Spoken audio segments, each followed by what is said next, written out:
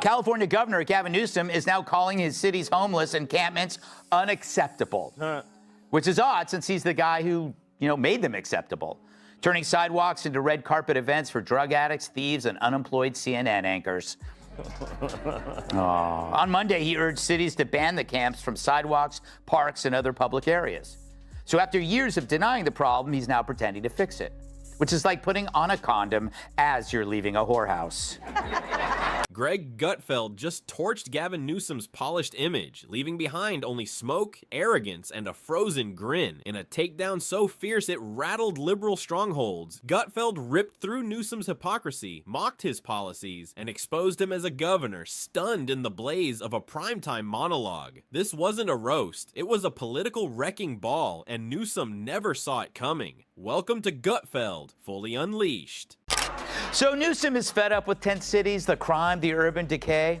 No, he's not mad about that stuff. He's mad you noticed. It's like a criminal telling a jury he's sorry he robbed 25 banks when he's just sorry he got caught on the 26th.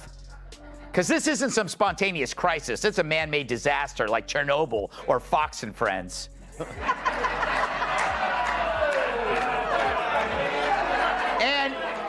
It started like any other night on Gutfeld's stage. Bright lights blazing, a coffee mug in hand, and that sly grin curling on his face like a blade ready to cut. But this wasn't routine, and it wasn't the usual mix of clever jokes or lighthearted jabs. Tonight, Gutfeld was in combat mode. His target, California's polished political prince, Gavin Newsom, the man whose perfect hair campaigns harder than he does, and who struts through press events as if every podium were a runway for a glossy cover shoot.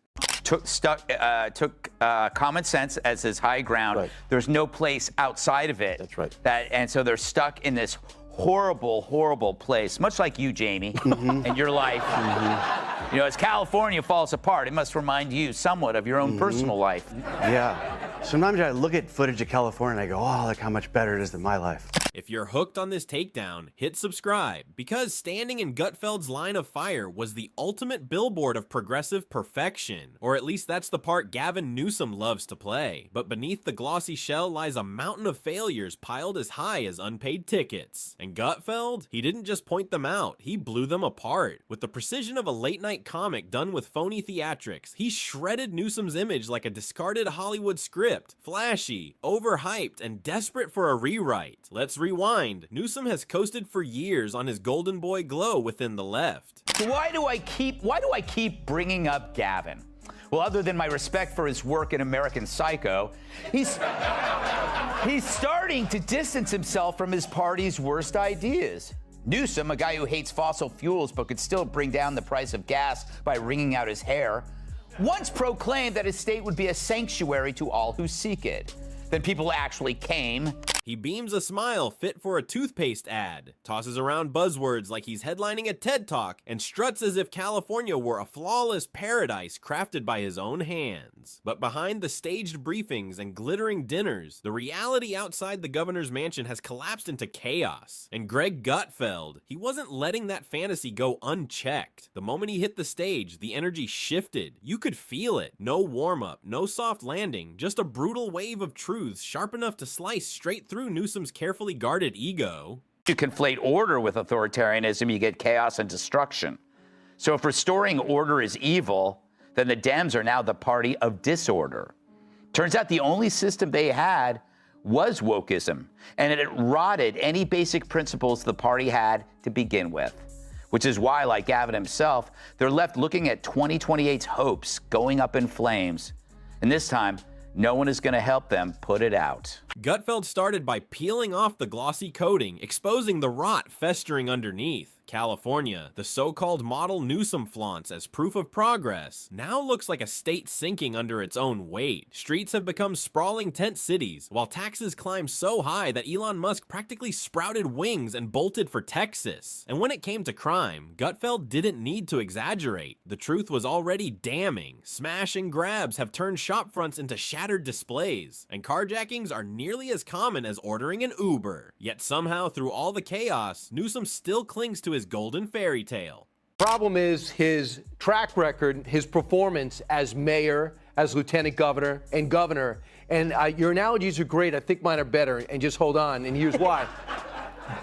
He shows up at the fires and says, who the hell caused this? I'm going to crack down on the people responsible. He sees the homeless encampments blocking the sidewalks and said, you guys clean that up. He started it. He spent $3 billion to fix it. And his opening words in 2020 when it got the job is, it's a disgrace. The richest state in the country and the richest nation of the world has a homeless problem. I will fix it. He spends $1 billion. When it's not fixed, he blames the mayors, and he also forced the movie industry and Silicon Valley out of the best state in the country by high taxes. I've never seen someone with such a bad performance, but yet I think he's the front runner to get the nomination for the Democratic Party. Yeah, it's true. It's true.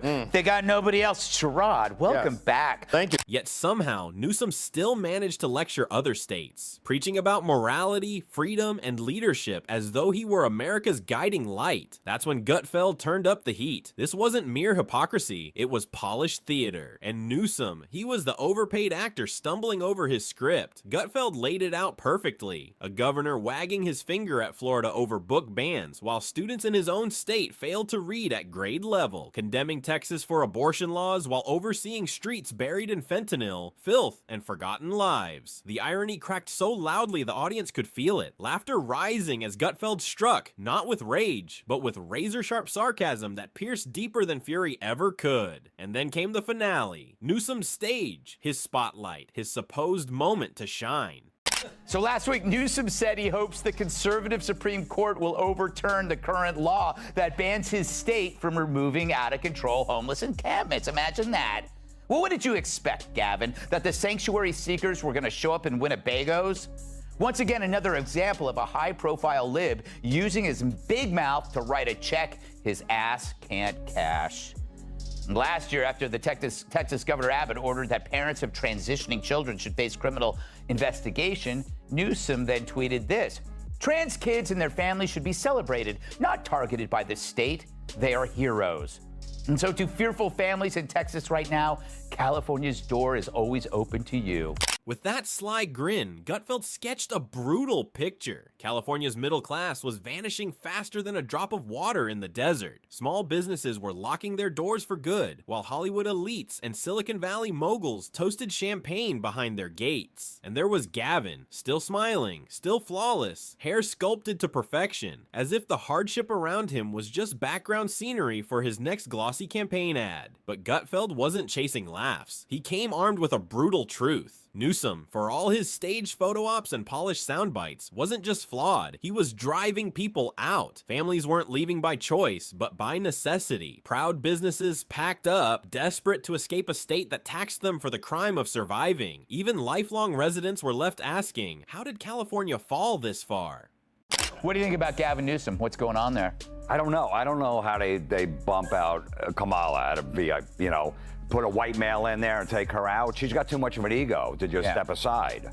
She's going to go crazy if they try to do that. Plus, she had a strong 2% support, so don't forget that. Yeah, but she's waiting for that spot to just open for her, and then you put a white male in there. Yeah. I don't know how they're going to put. I mean, they did it to Bernie. They threw him under the bus two, presidential ones in a row. They just gave him a couple extra houses in Vermont. Go, yeah, you got some extra money.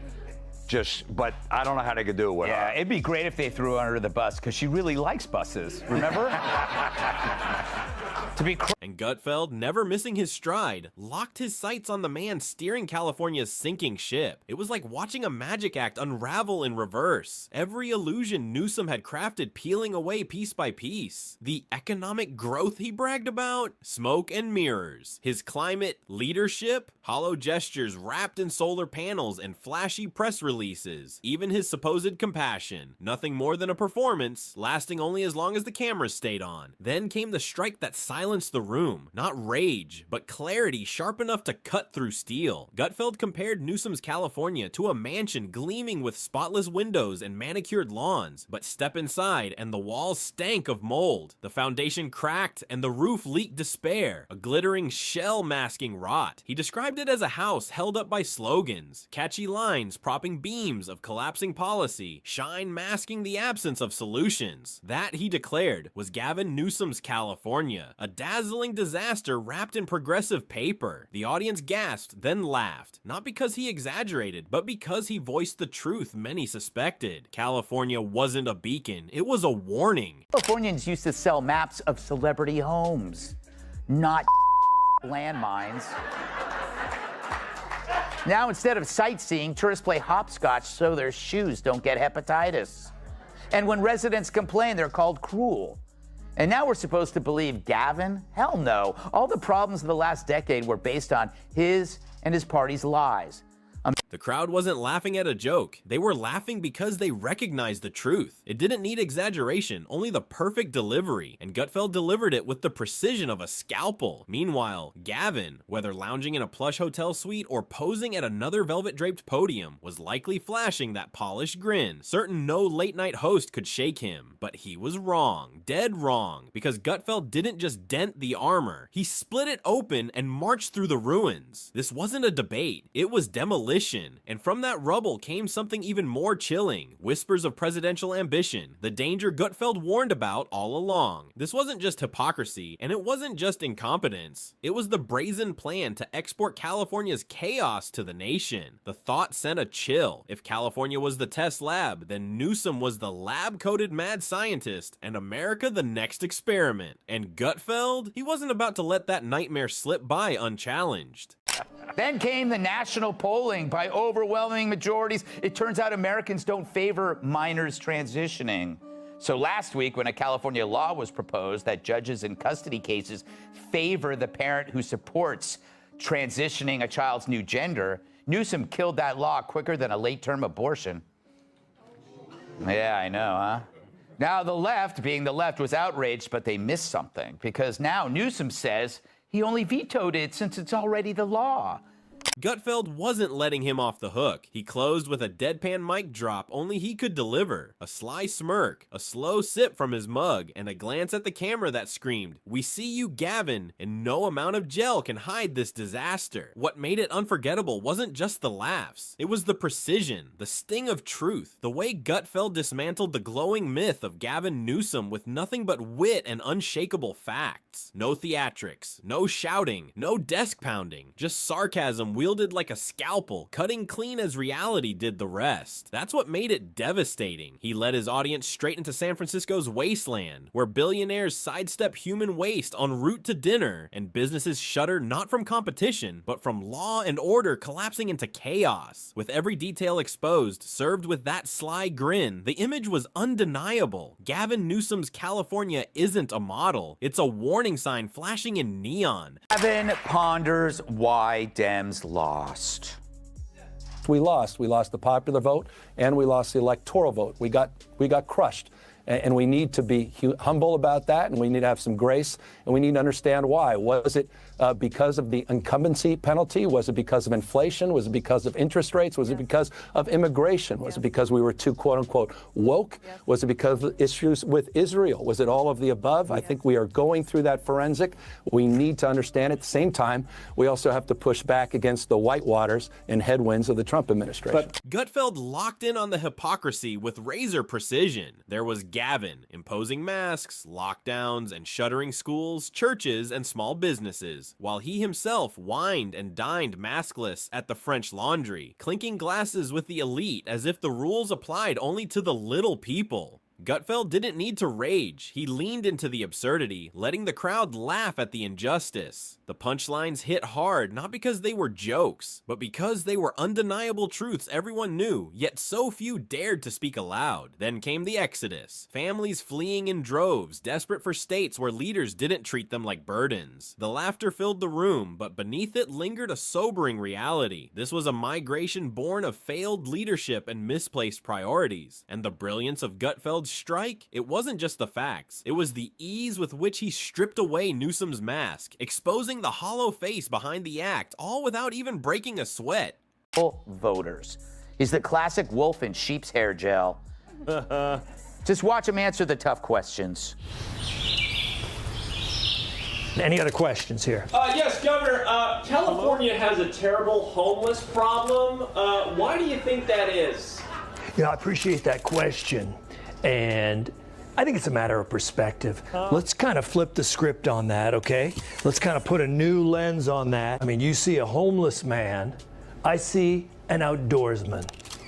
We got a lot of natural habitat in this state, and I'm just so proud that so many people in California can take advantage of that. All right, next question.